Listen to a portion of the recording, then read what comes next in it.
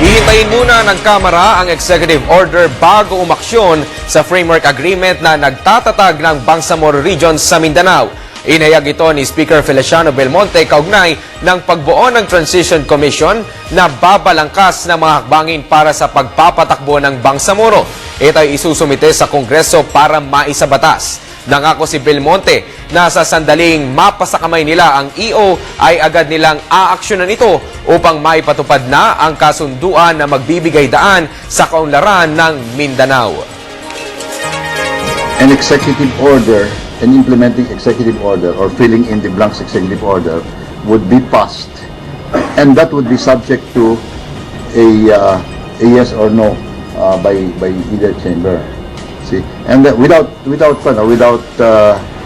in any way preventing further legislation from being presented to the two houses. So yun ang pagkakaintindi ko. And if that is the immediate purpose, I think that can be tackled before the Christmas vacation.